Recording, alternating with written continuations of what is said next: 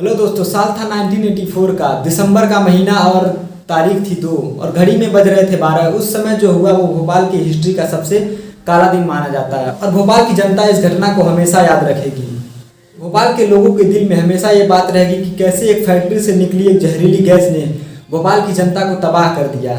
उस दिन की बात भोपाल की जनता के दिल में हमेशा रहेगी कि कैसे किसी फैक्ट्री से निकली एक जहरीली गैस ने भोपाल की आधी जनता को अपने चपेट में ले लिया और लाशों का ढेर लगा दिया।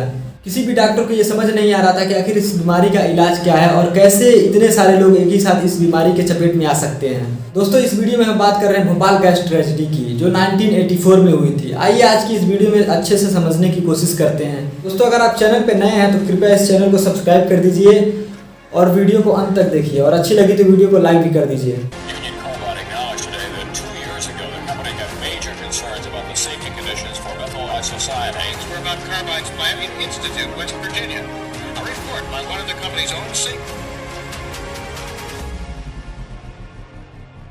दोस्तों, भोपाल गैस ट्रेजेडी को अच्छे से समझने के लिए हमें उस फैक्ट्री के बारे में अच्छे से जानना होगा। आइए कुछ समझते हैं उस फैक्ट्री के बारे में। दोस्तों, साल 1969 में यूनियन कार्बाइड इंडियन लिमिटेड नाम की फैक्ट्री इंडिया में, जो कि एक कीटनाशक फैक्ट्री थी, स्टेबलाइज की जाती है। तो उस कंपनी के स्टेब्लिश होने के करीब 10 साल बाद यानी सन 1979 में भोपाल में एक प्रोडक्शन प्लांट लगाया जाता है। दोस्तों, उस फैक्ट्री को नाम दिया जाता है यूनियन कार्बाइड फैक्ट्री, जिसे अब डाउ केमिकल्स के नाम से जाना जाता है। दोस्तों, कहानी शुरू होती है 2 दिसंबर 1984 में, जब करीब आधा दर्जन लोग जो नाइट शिफ्ट में काम करने आते हैं वो पाइपलाइन की सफाई करने जाते हैं। तो अचानक से पाइपलाइन का जो टेम्परेचर होता है वो करीब 200 डिग्री सेल्सियस हो जाता है, जिससे वो वर्कर्स काफ़ी डर जाते हैं। बिकॉज जो पाइपलाइन और टैंक का जो नॉर्मल टेम्परेचर होना चाहिए उस समय वो करीब 4 से 5 डिग्री सेल्सियस के करीब होना चाहिए, जो कि 200 डिग्री सेल्सियस हो जाता है, जिससे वर्कर्स डर जाते हैं। टैंक का टेम्परेचर बढ़ने से उस प्लांट का जो E610 टैंक होता है उसका प्रेशर धीरे धीरे बढ़ने लगता है और जो गैस होती है वो धीरे धीरे लीकेज करने लगती है। धीरे धीरे सिचुएशन आउट ऑफ कंट्रोल होती जाती है और गैस जो होता है वो भारी मात्रा में निकलने लगता है। तो उस समय जो टैंक का टेम्परेचर बढ़ जाता है उसके पीछे भी बहुत बड़ी वजह होती है। उस टैंक के टेम्परेचर को नॉर्मल रखने के लिए उस प्लांट में एक फ्रीजर का इस्तेमाल किया जाता था, जो कि बिजली बचाने के लिए उस फ्रीजर को ऑफ कर दिया गया रहता है, जिससे कि वो टेम्परेचर को नॉर्मलाइज नहीं कर पाता और टैंक का टेम्परेचर ऑटोमेटिक बढ़ने लगता है। टेम्परेचर बढ़ने से टैंक में बनने वाली गैस जो होती है वो धीरे धीरे लीकेज करने लगती है और पाइपलाइन के पास पहुंचने लगती है।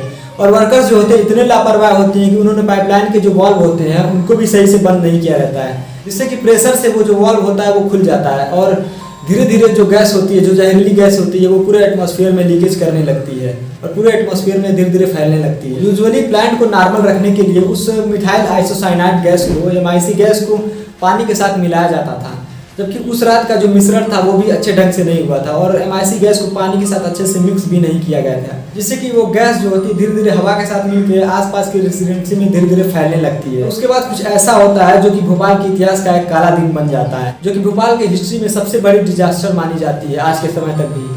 धीरे धीरे MIC गैस जो होती है वो हवा के साथ मिलकर पूरे वातावरण में फैल जाती है और भोपाल के इतिहास का वो सबसे काला दिन बन जाता है, जो कि आज तक भोपाल के इतिहास का सबसे बड़ा डिजास्टर माना जाता है। भोपाल गैस ट्रेजेडी के पीछे का सबसे बड़ा रीजन ये था कि उस प्लांट का जो मेंटेनेंस था वो अच्छे ढंग से नहीं किया गया था। टैंक से भारी मात्रा में गैस निकलने से उस इलाके में पूरी तरह से गैस के बादल लग जाते हैं। जहरीले गैस के चपेट में भोपाल का पूरा इलाका आ जाता है और उस रात किसे पता था कि जिस नींद में जनता सो रही थी वो अगली सुबह का सूरज नहीं देख पाएगी। अगली सुबह करीब हजारों लोगों की मौत हो जाती है और सरकारी आंकड़ों के मुताबिक उस समय एक ही साथ करीब 17,000 से अधिक पेशेंट जो है अस्पताल में भर्ती कराए जाते हैं और उसी समय करीब 2500 लोग एक साथ एक्सपायर कर जाते हैं। MP गवर्नमेंट ने भोपाल गैस डिजास्टर से जितनी भी मौतें हुई थी उन्हें बस सिर्फ 3700 के आसपास बताया था, जबकि असल जो आंकड़ा थी वो 3700 से बहुत ज़्यादा, बहुत अधिक थी। भोपाल गैस ट्रेजेडी में करीब 6 लाख लोग इफेक्टिव हुए थे और हजारों लोग पैरालाइज्ड हो गए थे। आज भी भोपाल में उस गैस ट्रेजेडी का इफेक्ट देखने को मिलता है। आज भी वहाँ के जितने भी बच्चे पैदा होते हैं कहीं ना कहीं उनमें किसी न किसी तरह से उस ट्रेजेडी का इफेक्ट दिखता है।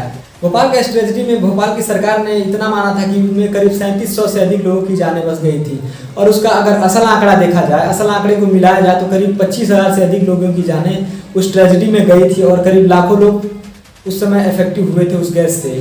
भोपाल गैस ट्रेजेडी के पीछे का जो जिम्मेदार था वहाँ का वो स्टाफ मैनेजमेंट था और वहाँ के वर्कर्स भी उस ट्रेजेडी के पीछे के सबसे बड़े जिम्मेदार माने जाते हैं, क्योंकि उन्हीं सबकी लापरवाही की वजह से आज उस समय भोपाल में वो हादसा हुआ था। दोस्तों, वीडियो अगर इन्फॉर्मेटिव और अच्छी लगी तो वीडियो को लाइक कर दें और चैनल पे अगर आप नए हैं तो चैनल को सब्सक्राइब करें और मेरे साथ जुड़िए ताकि जितने भी मैं वीडियो अपलोड करूँ वो आपको तुरंत मिलते रहें। धन्यवाद।